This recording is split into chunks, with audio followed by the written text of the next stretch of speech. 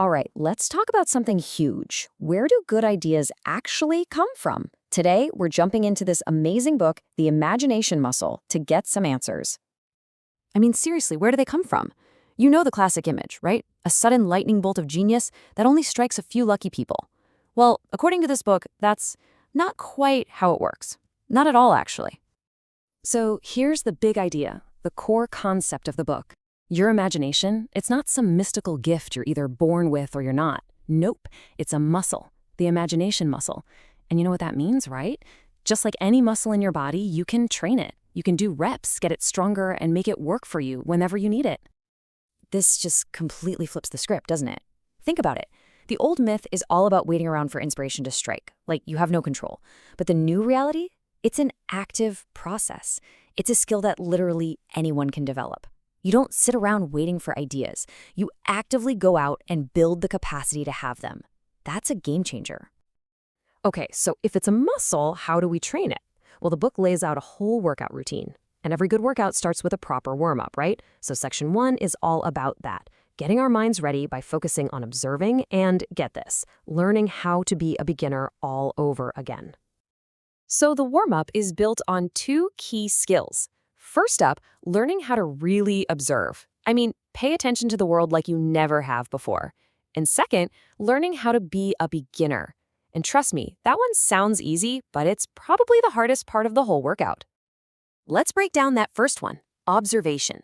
I love this analogy. Think of your mind like a kitchen. To cook up any good ideas, you need ingredients, right? Well, deep, focused observation is how you fill your mental pantry. It's the raw material, the flour, the spices for every single creative thought you're ever going to have.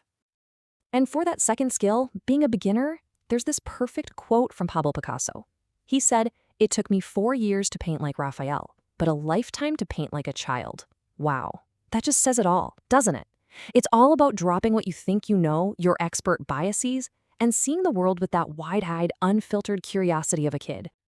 Okay, warm-up complete. You feeling stretched? Good, because now it's time for the core workout. This is where the real heavy lifting happens. We're going to take those skills we just talked about and really start to flex that imagination muscle by taking risks and making connections. So let's just recap our routine here. Our warm-up was observing to gather our raw materials and being a beginner to see new possibilities. Now for the core workout, we're adding 2 huge exercises to the mix. Taking risks so we can chase down those truly original ideas, and connecting, which is all about mashing different ideas together to create something brand new. Now, when we say imaginative risk, don't think it means being reckless. It's really about being brave enough to sit with uncertainty. You know that idea you have that feels a little weird? Or maybe it's not fully baked yet? Imaginative risk is about sharing that idea, because that's exactly where the groundbreaking stuff lives. And the other part of this core workout is learning how to connect. This is so crucial. A lot of people think creativity is about pulling a brand new idea out of thin air, but most of the time, it's about connecting things that already exist in a new way. It's like being a creative DJ, mixing idea A from one place with person B's unique viewpoint and some knowledge from field C, and boom, you get something totally new and unexpected. Okay, so you want a concrete plan you can literally start today? Here it is. Your 4-step workout routine.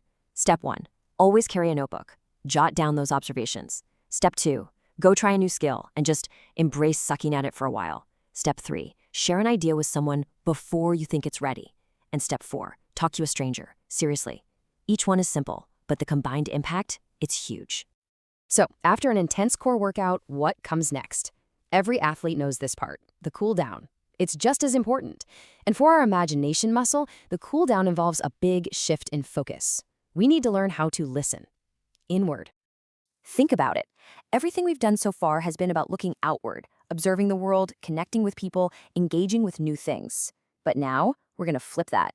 The focus shifts from the external world to our internal one. The book has this beautiful phrase for it, listening for the murmurs of the soul. Isn't that great? It's basically a term for your gut feelings, your deepest intuitions, your sense of purpose. The whole point is that once you've filled your mind with all that stuff from the outside world, you have to get quiet so your most authentic, most powerful ideas can finally bubble up to the surface. So how do you actually do that? It's probably simpler than you think. You just have to carve out a little bit of quiet time every day. That means turn off the phone, shut down the laptop, kill the noise. A great tool for this is journaling, It's an amazing way to pin down those quiet internal thoughts before they just float away. All right, we've done our warm-up, we've pushed through the core workout, we've had our cool down, the whole routine. So, now what? Well, now it's time to put it all together. This is where we see how what started as a solo exercise becomes a powerful collaborative team sport. Everything we've talked about until this very moment has been about you strengthening your imagination, right? It's been an individual journey. It all starts from a place of me.